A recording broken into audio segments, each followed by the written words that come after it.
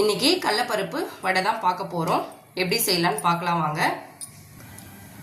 அப்படியே இன்னைக்கு இஞ்சி பூண்டு பேஸ்ட் ரெடி பண்ணணும் 2 வீக்ஸ்க்கு வர மாதிரி. அது எப்படின்னு பார்க்கலாம். இஞ்சி பூண்டு பேஸ்ட் 2 வீக்ஸ் வைக்கிறதுனால அது கூட 1 டீஸ்பூன் சால்ட் ஆட் பண்ணிடுங்க.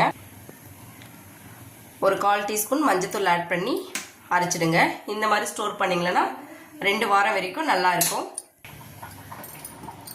இப்போ பாருங்கள், இஞ்சி பூண்டு பேஸ்ட்டு நல்லா அரைச்சி எடுத்தாச்சு. இதை அப்படியே பாட்டிலில் ஸ்டோர் பண்ணி வச்சிடலாம். இதுலேயே கொஞ்சம் இஞ்சி பூண்டு பேஸ்ட் அப்படியே விட்டுருக்கேன். எதுக்குன்னா கடலைப்பருப்பு இதிலே போட்டு ஆட்டிடலாம்.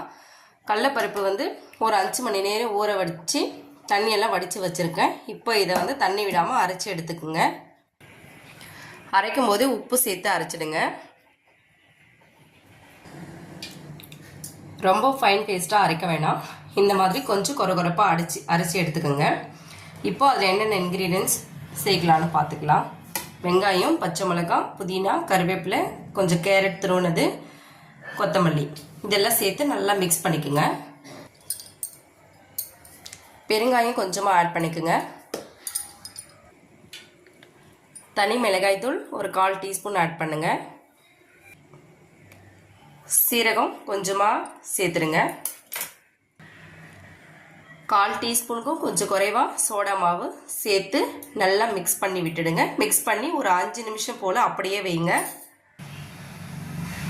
மாவு இந்த மாதிரி இருக்கணும். இப்படி இருந்தால் வடை ரொம்ப டேஸ்டியாக வரும். ரொம்ப தண்ணி ஊற்றி அரைக்கக்கூடாது. எப்போல்லாம் உங்களுக்கு இந்த மாதிரி செய்யும்போது கேரட்டு, பீட்ரூட் இந்த மாதிரி வெஜிடபிள்ஸ் ஆட் பண்ணிக்கோங்க. நல்ல ஹெல்த்தியான ஃபுட்டாக இருக்கும். அதனால தான் நான் இன்றைக்கி கேரட் ஆட் பண்ணியிருக்கேன். எல்லாம் நல்லா ஒன்றா மிக்ஸ் ஆகிற மாதிரி நல்லா மிக்ஸ் பண்ணி விட்டுடுங்க. அப்போ தான் வடை ரொம்ப நல்லா வரும். வடை தட்டுறதுக்கு முன்னாடி இந்த மாதிரி ரவுண்ட் ஷேப்பில் பண்ணி வச்சுருங்க.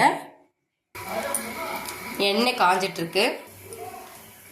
இப்போது அடுப்பை சிம்மில் வச்சுட்டு வடை போடுங்க. ஃபாஸ்ட்டாக வச்சு போடாதீங்க, ஸ்லோலே இருக்கட்டும். அப்போ தான் வடை நல்லா வெந்து வரும். வடை போடும்போது எப்போவுமே இந்த மாதிரி சைடில் போட்டு விடுங்க. நான் இன்றைக்கி கொஞ்சம் ரொம்ப தட்டையாக போடல, கொஞ்சம் குண்டாக தான் போட்டிருக்கேன் வடை. நீங்கள் வேணும்னா தட்டையாகவும் போட்டுக்குங்க. வடையை உடனே திருப்பக்கூடாது. ஒரு பக்கம் நல்லா வெந்த அப்புறம் தான் திருப்பணும். திருப்பி போட்டு அது ஒரு 10 நிமிஷம் அந்த மாதிரி வேக வைங்க. ஒரு மீடியம் ஃப்ளேம்லேயே வேக வைங்க. அப்போ தான் வடை நல்லா உள்ளெல்லாம் வெந்திருக்கும். ரொம்ப பருப்பாகவும் ஆட்டிடாதீங்க. ரொம்ப பருப்பாக ஆட்டினீங்கன்னா வடை போட வராது. மீடியமாக ரொம்ப தண்ணியாகவும் ஆட்டாதீங்க, ரொம்ப திக்காகவும் இருக்கக்கூடாது. மீடியமான பதத்துக்கு ஆட்டி போடுங்க.